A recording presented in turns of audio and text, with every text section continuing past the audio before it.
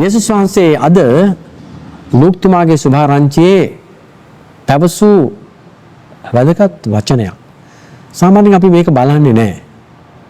ඒත් අද අපිට දේව වචනේ තියෙන්නේ මේ ලූක් 11 පරිච්ඡේදයේ. මම කැමති ඒකේ 27 28 පද දෙකට අපේ භාවනාව අද යොමු කරන්නට. උන්වහන්සේ මෙවදන් පවසද්දී යේසුස් වහන්සේ දේශනා කරනවා. ඒ දේශනා කරන අතර හාස්කමුත් කරනවා, අශුද්ධාත්ම දුරු කරනවා. ඒව ඔක්කොම වෙනකොට උන්වහන්සේ මෙවදන් පවසද්දී සමූහයා කෙරෙන් එක් ස්ත්‍රියක් හඬ ගසා ඔබ දැරූ කුසයද ඔබට කිරිදුන් පියයුරුද වාග්යවන්තයයි උන්වහන්සේට කීවාය. උන්වහන්සේද එසේය දෙවියන් වහන්සේගේ වචනය අසා එය පිළිපදින අය ඊටත් වඩා වාග්යවන්තයයි වදාළසේක. දැන් යේසුස් වහන්සේට මේ එක ස්ත්‍රියක් කතා කරලා කියනවා උන්වහන්සේ දැන් ලස්සනට උගන්වනවා, හාස්කම් කරනවා, යක්ෂයෝ දුරු කරනවා. ඒ විතරක් නෙමෙයි එතන අර ඉගැන්වීම ගැන මේ යාඥාව සම්බන්ධයෙන් ඉගැන්වීම් කරපු පරිච්ඡේදය මේ. ඒ ඔක්කොම අවසානයේදී එක ස්ත්‍රියක් හඬ නගා කියනවා ඔබ දරු මව් කුසයි ඔබට කිරි දුන්නු පියයුරුයි වාසනාවන්තයි.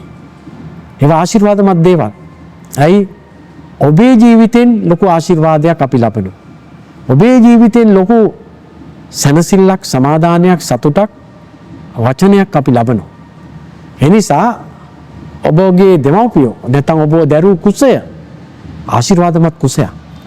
ඔබව ඇතිදැටි කරපු ඔබ පෝෂණය කරපු ඔබේ මව ආශිර්වාදමත් තැනැත්තියක්. දැන් මේ යේසුස් වහන්සේගේ ක්‍රියාවන් නිසා යේසුස් වහන්සේගේ මවව එක ස්ත්‍රියක් අගය කරනවා. මේක ඉතා වැදගත් දෙයක් මේ.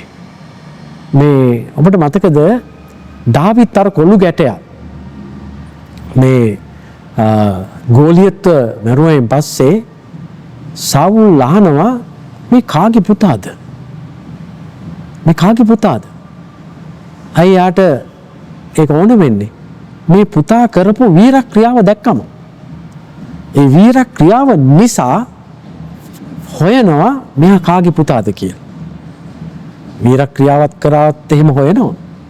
නරක ක්‍රියාවක් කරාත් එහෙම හොයනවා. වැරදි දෙයක් කරොත් ඒ තන මේ කාගේ කොල්ලෙක්ද මේ? කාගේ දුවෙක්ද මේ? කාගේ දරුවෙක්ද මේ? වැරදි දෙයක් කරත් හොඳ දෙයක් කරත් හොයනවා මේ කාගේ කවුද? මෙච්චර යහපත් දෙයක්, මෙච්චර හොඳ දෙයක් මෙයාගේ නික්මෙන්න නම් එයාගේ දෙමව්පියන්ගේ ආශිර්වාදය, ඒ දෙමව්පියන්ගෙන් ලැබුණු පෝෂණය.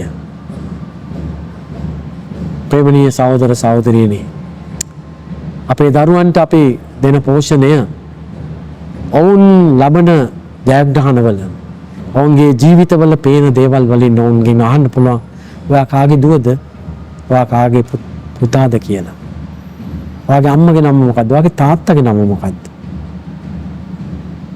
ඔබේ දරුවන්ව ඔබ ඒ විදිහට ඔබට ගෞරවයක් ලැබෙන විදිහට හදාගත්තා නම් ඔබ වාසනාවන්තයි. යේසුස් වහන්සේගේ මව මේක අහගෙන හිටියේ කියලා බයිබලයේ නැහැ.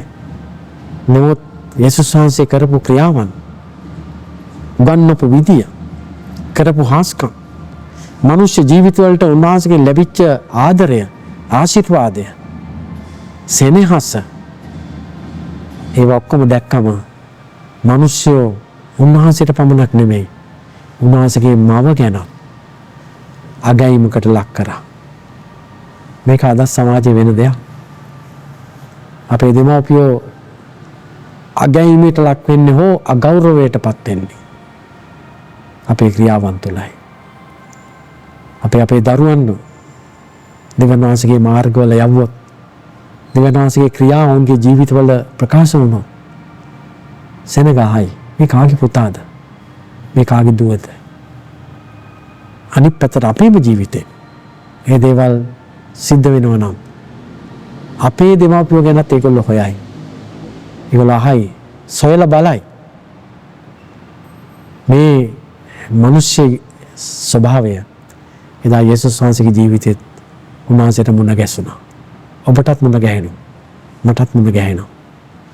ඒ ස්වභාවය තුළ අප ගැන මනුෂ්‍යයෝ දෙන උත්තරය කුමක් වෙයිද? යහපත් එකක් වෙයිද? අයහපත් එකක් වෙයිද? හිතලා බලන්න. කල්පනා කරලා බලන්න. යේසු පිටයි.